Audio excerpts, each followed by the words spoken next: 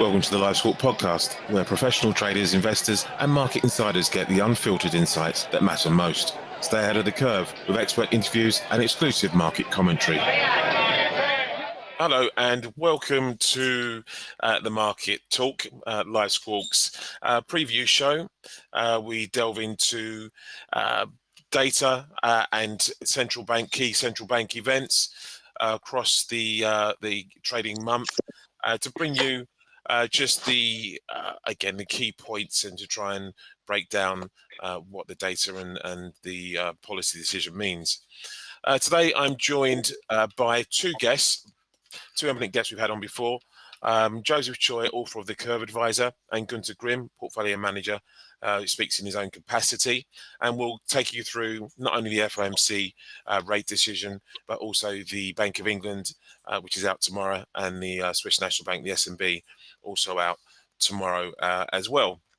Before we go any further, and before I introduce my two guests, just a disclaimer here. The content provided on this channel is for informational and educational purposes only. I'm not a licensed financial advisor, and none of the information shared should be considered as financial, investment, or trading advice.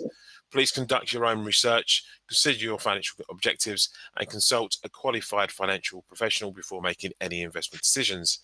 Investing and trading in financial markets carry risks, and past performance is not indicative of future results. Neither I nor my guests are responsible for any losses or gains that may result from following the content on this channel. And with that, I'd like to bring in my two guests. Hello, Joe. Oh, hi there. How you doing, Thanks for having me on. Always a pleasure. And Gunter, how are you? Hello, thank you very much, and thanks for having me on as well. Brilliant, thank you. I think with you two and your big brains, we should sort this out straight away. So before we get into the reads, let me just go over what we are looking at for today. And it's again the primary feature for today, the focus, is the FOMC rate decision. We're looking for rates to remain unchanged today at 4.5%. We're in the range, really, 4.25%, 4.5%. Fed funds target range. TD Securities here with their note. They say forward guidance is unlikely to see major changes given the uncertainty looming over the economic outlook. We also do not expect policymakers to tweak the quantitative tightening plans for now. In that sense, the Fed's summary of economic projections, or the SEP, might get most of the attention on Wednesday. However, we also fear market participants might find themselves disappointed that there, as well, as the Fed officials aren't likely to make wholesale changes to their economic views just yet. I've written a preview out there as well for anyone who wants to have a read. Headlines on this one: trade tensions, weaker growth to weigh on forecasts, projections to show fewer cuts and higher inflation, with Powell expected to avoid any controversy. And by that, I mean by wading into the current tariff issues that the US is facing, or battles the US is facing with its near neighbors and beyond, and also just some of the market turbulence we're seeing as well. Right, I'd like to bring in, I think, Gunter, we'll go with you first on this. What are your initial views on today's interest rate decision? So I guess my take on the Fed meeting today is that in the SEP, everyone's expecting GDP to get revised down just because growth has been weaker, especially the Atlanta Fed GDP now, which is showing a negative number, and that inflation will be revised higher, and the unemployment rate will be revised higher as well. I mean, these are all commensurate with the recent changes in the data we have gotten so far this year. What I'm most interested in are the dots. There are a few interesting dynamics going on. In December, FOMC members had to guess what Trump's policies were going to be, so only about half the members incorporated Trump's policies in their projections. Now people should have a better idea of what Trump plans to do, so more of the members will incorporate Trump policy in their dots. The markets have concluded that Trump's policies in the near term will provide upside risks to inflation and downside risks to growth. we'll get a somewhat clear read on whether the Fed's going to care more about inflation or growth. This is because no one thinks there are downside risks to inflation in the short term, since every major inflation indicator has shown upside risks. For example, the next core PCE is supposed to be between 0.3 and 0.4. ISM price indices are higher. The U-Michigan inflation expectations are higher. And then similarly, no one thinks there are upside risks to growth in the short term. So the data has held up reasonably well so far, like payrolls and retail sales. But everyone's expecting a fallout from Doge layoffs, lower consumer sentiment, lower equities, and maybe even immigration policies. So any noticeable surprise from the consensus expectations in the dots may show what the Fed fears more, inflation or a slowdown. So I think people are expecting the 2025 dot to be fractionally higher. If this is lower, it may be a concern about growth. And dots than expected would signal more concern about inflation and inflation expectations. It'll be interesting to see if anyone suggests there may be a hike, but this is not my central scenario. I would think the risk to the spread between 2025 and 2026 dots may price in more than the 2 eases shown last time. Although, according to Bloomberg, they're only pricing in 1.5 eases for 2026. And then I'll also be looking at the longer run neutral rate. It seems to rise every meeting, but the longer end has stabilized since the yield highs in January. So I'm wondering what the members will put down as their dots. And then in terms of press conference tone, the Fed's going to be non-committal since there's a lot of information pending, especially what happens after April 2nd with the tariffs. So Powell is probably going to say the policy is in a good place like he always does. And Powell may discuss to what extent the Fed may have priced in more of Trump's policies. The thing I'm most interested in is his thoughts on inflation expectations. I would think that he would still say they are contained. I mean, even if he has to lie, I don't think he can really come out and say they're not contained. But the U-Michigan data has to be unnerving. However, the market inflation indicators and New York Fed inflation expectations seem to be calmer. So I'm not sure what Powell's take on inflation expectations are going to be. And implicates, they're currently 57 or so bips priced in for this year and about 76 bips for the cycle. We bear flattened quite a bit the past week with the front end selling off 18 basis points since last week's inflation data. So the markets are not expecting the Fed to be dovish in the near term. On the one hand, there are only about 125 bips until the Fed gets to neutral, and probably less given that the neutral rate seems to go higher every meeting. However, given that the recession odds are probably 30 to 40%, and I've heard Jeffrey Gundlach mention a number as high as 60%, you have to think that a chunk of the modest number of eases priced in are just tail risks. Because in a recession, the Fed could easily ease way past the longer run neutral rate. So I guess I'm really looking forward to seeing what the market reaction is after the data. So Gunther, do you have any thoughts on the BOE or SNB rate decisions later in the week? Yeah, let's focus on the SNB, given that I'm living here in Switzerland, and wait for Harry to comment on the Bank of England, although I have a view there as well. So on Thursday we have the SNB rate cut among economists is widely expected. Currently the policy rate is at 0.5%, believe it or not. Market expects them to cut by 25 basis points, 2.25. the market, so the stir traders also price in a rate cut. So a rate cut is more or less, famous last words, priced in, and that's also my view. Why take the risk of not cutting? I would ask myself, because if they don't cut, you could see the Swiss franc strengthening quite a bit, especially versus the dollar, I think, given the euro outlook looks a bit more brighter given what's going on with fiscal policy there. But dollar Swiss would then probably go down, especially after the Fed, maybe if they come across a bit dovish, then so there's no risk of not cutting, I would say. And the inflation outlook is very important to watch. In the press statement on page 2 of their monetary policy assessment, you always see the chart with their inflation forecast. I wouldn't be surprised if it comes down a touch, especially at the long end.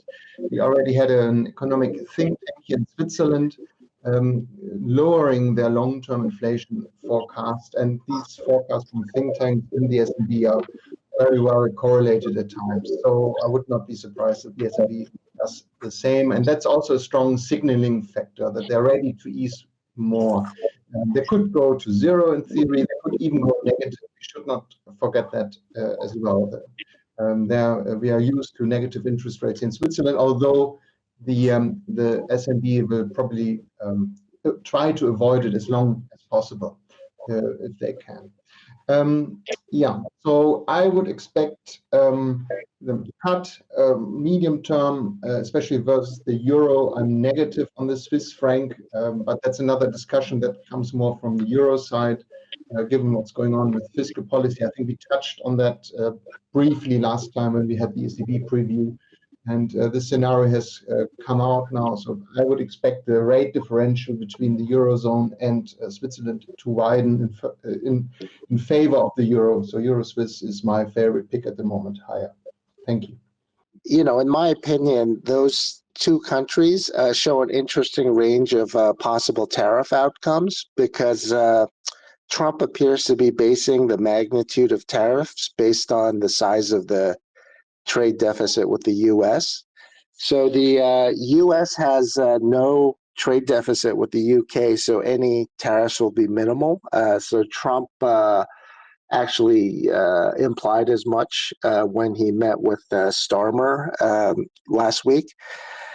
The Swiss, on the other hand, have a fairly large trade surplus with the U.S., so they may take a large economic hit from what I expect will be large tariffs coming their way, and so they're in the same boat as with most of the rest of the EU. And I think the degree to which these two respective economies will be hit by tariffs are somewhat reflected in the ease pricing in the near term. So I just found that somewhat interesting, but I don't really have any, other specific commentary with respect to those two countries. I agree with you, Joe, and I think that's also a reason why they should cut as a precautionary measure. The thing I'm wondering is why is the SMI, that's the Swiss stock market, at close to historical highs despite the threat of tariffs? And my explanation is that given what's going on in the Eurozone with regard to fiscal policy, that there are also some positive spillovers into Switzerland for Swiss companies who will also benefit from this fiscal largesse we are witnessing. I really compare it, it's a similar period to the German unification period where we also had huge fiscal stimulus, and this could happen again. I think it's a once in a lifetime event what we're witnessing here, so I can't emphasize it enough for our listeners. Yes, I agree. I think everyone is just so used to European growth being in the doldrums that, there can be a lot of interesting things that happen with the European curves as well as the economies. And regarding fiscal policy, that brings me to the UK. And I don't have a super strong view on the Bank of England, but I think the risk is that at some stage they will also have to cut more than the market is currently expecting. And my main argument would be fiscal policy, actually. So we had a period where they raised taxes to pay for their rather expensive spending plans. We are beyond this period now. Now they're facing a day of reckoning. They can't tax more. They can't issue more debt, or they're fearing that the bond market will punish them should they issue more debt. So they have to save now. And you saw Starmer and the Chancellor also thinking about cutting benefits, which for a Labour Party is really something.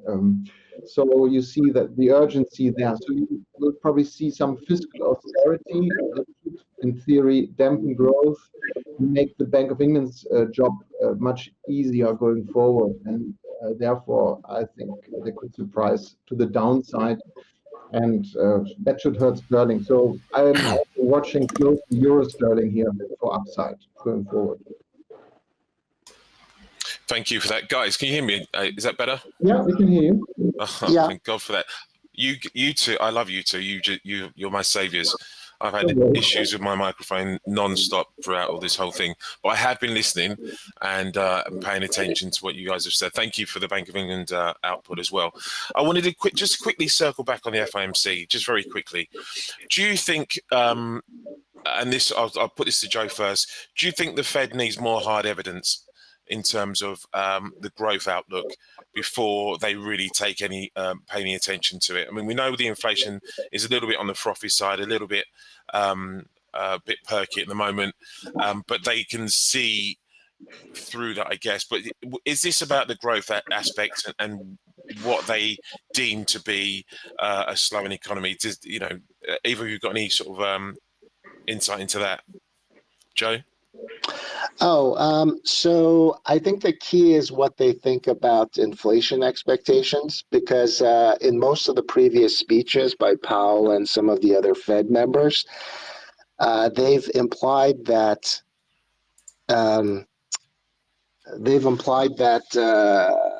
they're okay with looking at tariffs as a one-time level shift in prices. But the clause they always put at the end is as long as inflation expectations remain anchored. And so it's not clear to what extent inflation expectations are starting to become unanchored.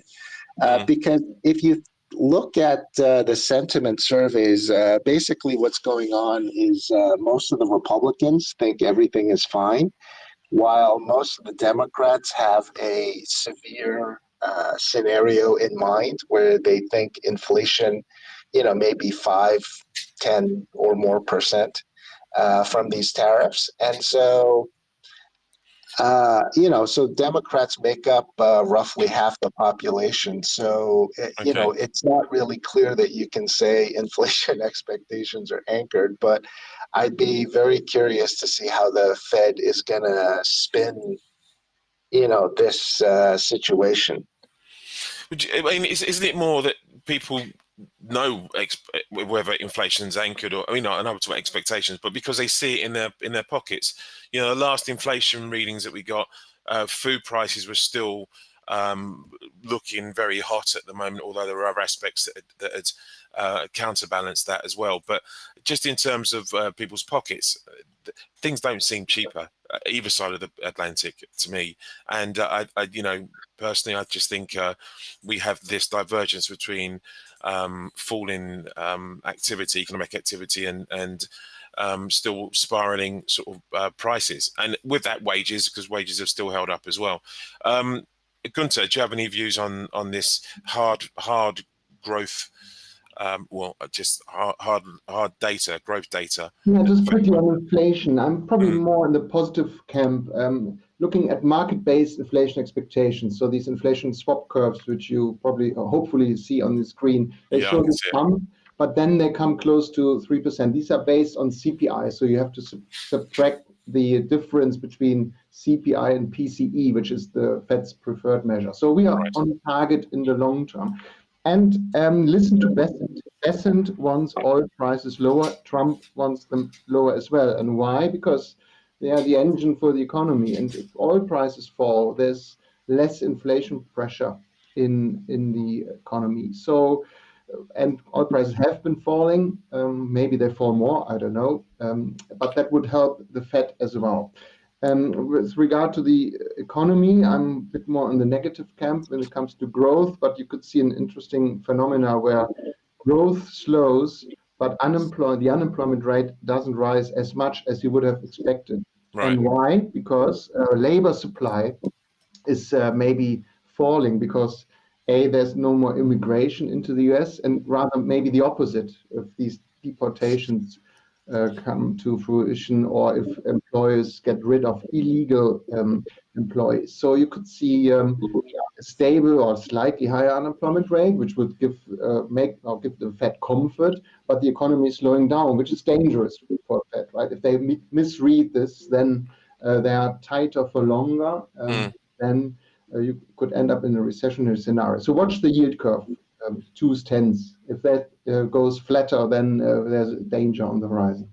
Fair enough. Okay. I know I did catch some of what you guys were saying about the S&B and the Bank of England.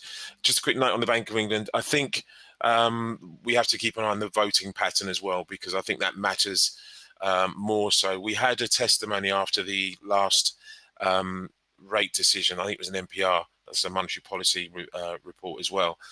And we saw the likes of Mann just say, look, she voted for a deeper cut because she wanted less. I think, if I'm paraphrasing correctly, she wanted to less action and more impact on what that action was. So I guess it's one of those things we're going to have to watch in terms of the Bank of England. Obviously, we have the just some housekeeping. We have at the end of this month the spring budget, which will be interesting to see. Rachel Reeves, the Chancellor of the Exchequer, what we call a finance minister, will reveal the budget, and we're expecting more spending cuts to come. As well, or more cuts to government as well.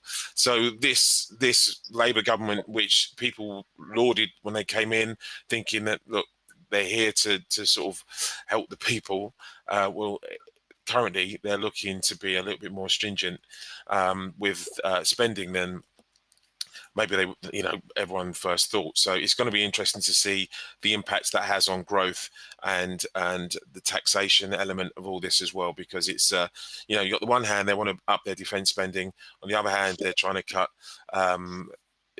other areas of government as well. So it's going to be one of those things. I think the Bank of England has to pick a very narrow path through that at the moment. So to watch that. And you said on the S&B. This is the last one. Was that the general view from you, Gunther, that this is the last? Yes, depending on the currency, if for whatever reason risk aversion so strengthened too much, I think they could go to zero or even negative. But that would need really a big exogenous shock. Okay, so there's that. Obviously, we had Bank of Japan overnight. I'm not expecting you to weigh in with that unless you have any particular thoughts on it. But we see BOJ keep rates unchanged today, as widely expected, really. And from the interpretation, they kept the door open, really.